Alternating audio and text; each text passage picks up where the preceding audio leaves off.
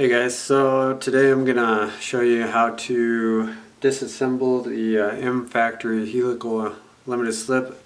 In my case, it's out of my Honda Civic hatchback that I had built. It had a D16Y8 engine in it with the original 5-speed Honda Civic Si EF cable transmission.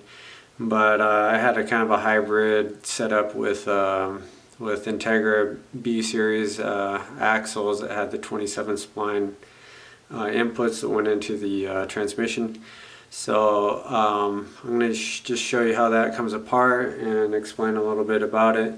If you want to know, my the part number for this one is MF-TR-05D15Z, and I'll leave that in the comments, this information, and also the torque specs to put this thing back together in there. So yeah, so this thing went through, the car was parked in my garage when my house burnt down, so it heated up, and because it's chromoly steel, it became a little bit more brittle. So I'm going to buy the ring gear side of the housing and some new spring washers and then rebuild this. But it's been sitting basically out in the weather for the last year, so it's all rusty, which you'll see here in a second.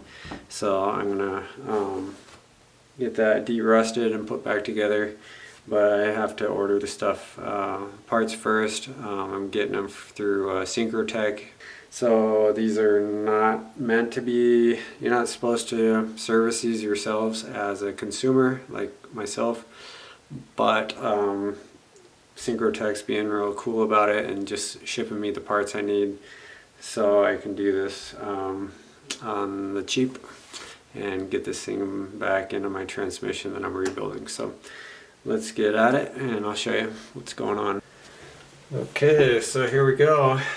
You want to be gentle pulling this off. If it's not rusty, it shouldn't take much. Just kind of wiggle it like that. Pop that guy off there and set it aside. And then you have all the helical gears here. So what you can do is just pull these out like this. And yeah, and then they just kind of go like that, and then this gear goes here. On the bottom of these, on this side of these gears, there's like a little cross and grooves marked in on the bottom. They're real fine, but they go across like that. So that goes towards the ring gear side of the differential. Okay, I just wanted to clarify something. So if you look at these gears and these gears are not identical at all. I'll pull one out and I'll show you. So if you pull this one out and you set it next to it, there is the direction of the gears are going opposite of each other. The cogs, or whatever you call them on these helical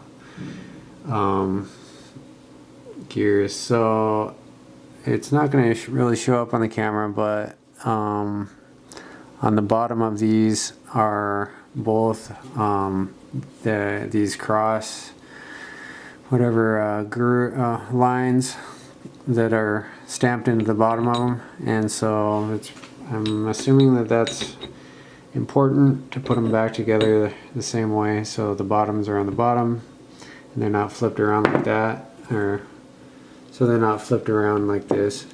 They will work that well. I mean, it seems like it's all the same, but I just wouldn't do it. I'd put it back the way it came apart with these stamped lines on the bottom here. And then this one here, where the axle, CV axle goes into, it has the splines go up against this edge here, but on the bottom side there's a void, and it's those splines are not there for, I don't know, a ½ inch or something, and it's smooth on this inner edge here. So if you get this mixed up or whatever, you can just put it back together that way, so you know. And then you can pull these gears out like this, same way. Actually, this centerpiece can come out, but you want to be careful because there's these spring washers in the center, and you don't want those to fall out and get mixed up. So you can either pull this outer piece off like that, set it aside, and then either way it works. But so this one comes off like that, and then there's a recess in here in the inner diameter here. It's wider for the washers to fit into, and then you got the washers here. So you definitely need to keep the washers in the same order. If you're replacing the washers, then you need to figure out what order they're placed in, because these are spring washers. So you're gonna have some that are cupped this way, and then some that are cupped in like that, and then like that. So in this one, in this particular LSD for the ZC D16 engines, this one here, this top one is cupped like this, and then you got another one that seems to be flat to me. I don't see any kind of spring property to it. And then the next one, try not to get these mixed up. This one here, the next one is cupped it this way, and then the second to last one is also cupped the same way, like this. And then the very bottom one here, let's see, is that, yeah, I'm pretty sure this isn't flat. This might be a flat one. Nah, yeah, this very bottom one is cupped this way. So that fits down in there, and that order goes into where the ring gear is, like that. So that's the order of those washers. And then you got the other gear that they would, they fit into. And then you have these gears here. Same thing, you just pop these out like this.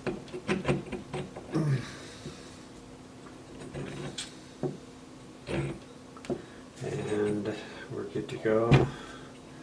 And then this again, this is where the this one here is where the CV axle fits into from the bottom side here. And on this edge here, it's smooth again, and then the splines go all the way to the bottom edge here inside. So yeah, there you go. And again, these have these little crosshair kind of grooves on the bottom of them, real fine. And then there's the bottom half of the housing. So you have this dowel pin. Obviously, like when you put it back together, you need to put the dowel pin. And find whichever one of these does not have threads in it, and then which is this one, and then line it up and put it back together like that. In my case, like I said, it's cracked. It's going to be hard to see that, but there's a hairline crack here. And when I was taking this apart, I was hammering on the top housing here, and I think that's what it's hammering on it without the bolts in. and I think that's what caused it to crack. So, but also whenever chromoly steel gets heated up too hot, like when you're welding it, it becomes more brittle, and that's probably another reason why it cracked so easy, because this went through the house fire. So, and then also, like when you put it back together, these bolts here, these Allen head hex bolts, they get torqued down to 25 foot-pounds of torque, and then the ring gears here is 70 to 75 foot-pounds of torque, and then these ring gear screws or bolts here they're reverse thread. These are normal thread, these are reverse thread for the ring gears. So yeah, I'm gonna dip this into a bath of vapor rust for a couple days to get it all de-rusted. Replace this bottom housing and these spring washers, because they got heated up. They probably most likely they lost their springy ability from the heat. So I'm going to replace these and then replace this cracked housing, put it back together, and it should be good. Alrighty, that's it for now. Thanks. If you have any questions, just leave them in the comments.